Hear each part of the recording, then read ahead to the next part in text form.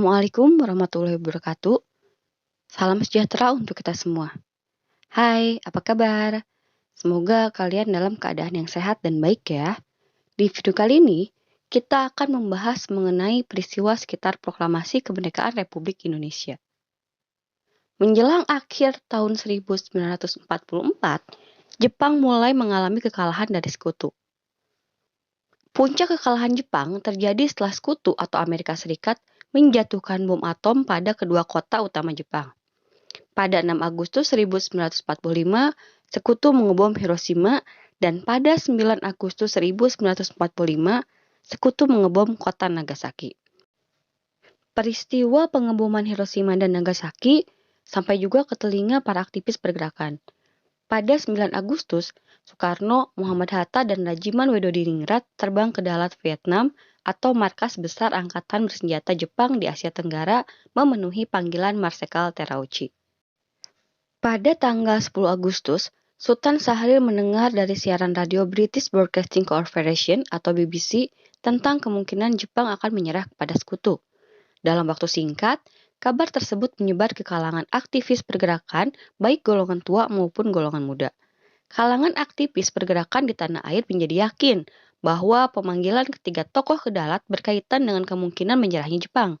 Hal ini meyakinkan pejuang kemerdekaan untuk segera mempersiapkan kemerdekaan Indonesia. Jangan sampai Indonesia dikuasai oleh sekutu dan dikembalikan kepada Belanda. Keinginan untuk segera memproklamasikan kemerdekaan Indonesia menimbulkan perbedaan pendapat antara golongan tua dan golongan muda. Golongan tua diwakili oleh Insinyur Soekarno dan Dr. Andes Muhammad Hatta, sedangkan golongan muda oleh Sultan Syahrir. Keduanya berbeda pendapat mengenai proses pelaksanaan proklamasi kemerdekaan Indonesia kelak. Golongan tua menginginkan proklamasi kemerdekaan Indonesia melalui PPKI yang dipandang sebagai lembaga yang mewakili utusan bangsa Indonesia dari berbagai daerah. Adapun golongan muda menginginkan proklamasi kemerdekaan tanpa melalui PPKI yang dianggap sebagai badan bentukan Jepang tetapi dilaksanakan secara revolusioner. Kekalahan Jepang dianggap sebagai momentum paling tepat untuk memproklamasikan kemerdekaan Indonesia karena saat itu terjadi kekosongan kekuasaan atau vacuum of power di Indonesia. Mengapa ya terjadi vacuum of power di Indonesia pasca menyerahnya Jepang kepada sekutu? Apakah kalian tahu? Jika mengetahuinya, silahkan jawab di kolom komentar ya. Pertimbangan golongan tua untuk melaksanakan proklamasi kemerdekaan melalui PPKI adalah Jepang belum memiliki kepastian menyerah kepada sekutu. Meskipun sudah diketahui menyerah, Jepang harus mempertahankan status quo yang artinya menjaga agar tidak terjadi perubahan apapun di Hindia Belanda atau Indonesia. Jika terjadi proklamasi kemerdekaan seperti yang diinginkan pemuda, akan memancing kemarahan Jepang yang masih memiliki pasukan bersenjata lengkap di Indonesia. Hal ini akan memicu pertumpahan darah dan Indonesia yang belum memiliki pasukan ataupun persenjataan tentu akan sulit menghadapi Jepang. Marsekal Terauchi sudah menjanjikan bahwa Jepang akan memberikan kemerdekaan kepada Indonesia pada tanggal 24 Agustus 1945. Menanggapi sikap konservatif golongan tua, golongan muda yang diwakili oleh para anggota PETA dan mahasiswa merasa kecewa. Pada tanggal 15 Agustus 1945, Insinyur Soekarno dan Muhammad Hatta menyampaikan undangan rapat bagi para anggota PPKI tanggal 6 Agustus 1945.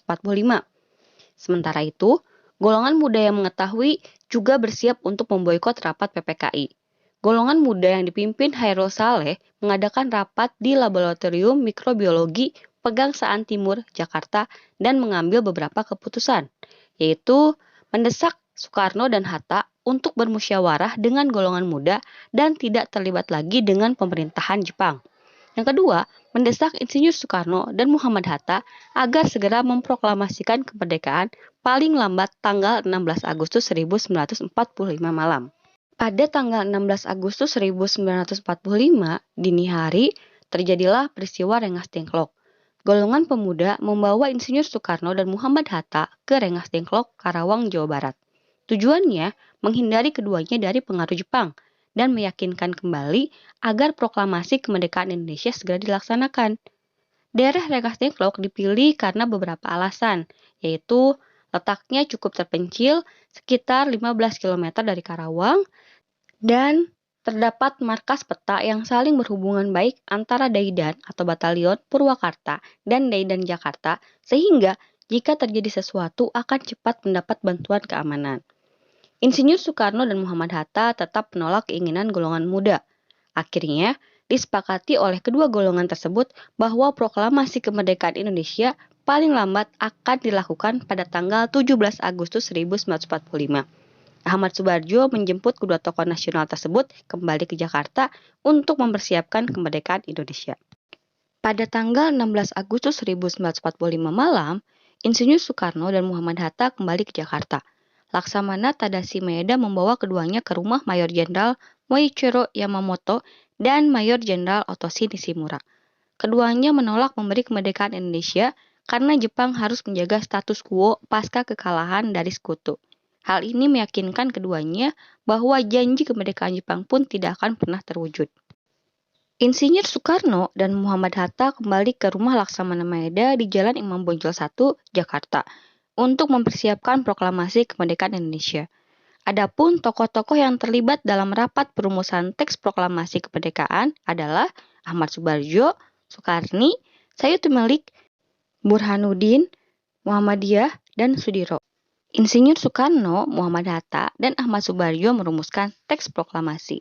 Setelah selesai, naskah diketik oleh Sayuti Melik. Ada beberapa perubahan yang dilakukan dalam teks proklamasi tersebut, yakni kata tempo menjadi tempo, wakil bangsa Indonesia menjadi atas nama bangsa Indonesia. Jakarta 17.805 menjadi Jakarta hari 17 bulan 8 tahun 05. Pelaksanaan pembacaan naskah proklamasi kemerdekaan dilaksanakan pada tanggal 17 Agustus 1945 hari Jumat di Jalan Pegangsaan Timur nomor 56 Jakarta, yang sekarang menjadi Jalan Proklamasi.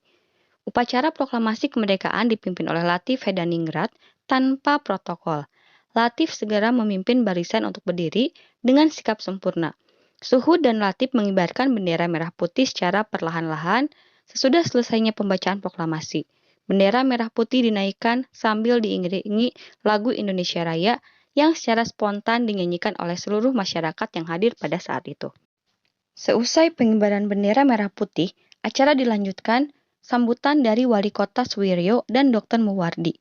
Pelaksanaan upacara proklamasi kemerdekaan Indonesia dihadiri juga oleh tokoh-tokoh Indonesia. Sekian mengenai materi peristiwa penting sekitar proklamasi. Apakah kalian sudah lebih memahami mengenai pentingnya proklamasi Indonesia? Apa yang dapat kalian lakukan untuk mengisi kemerdekaan? Silahkan jawab di kolom komentar. Terima kasih untuk perhatiannya. Sampai ketemu lagi di video berikutnya. Jangan lupa like, subscribe, dan komen.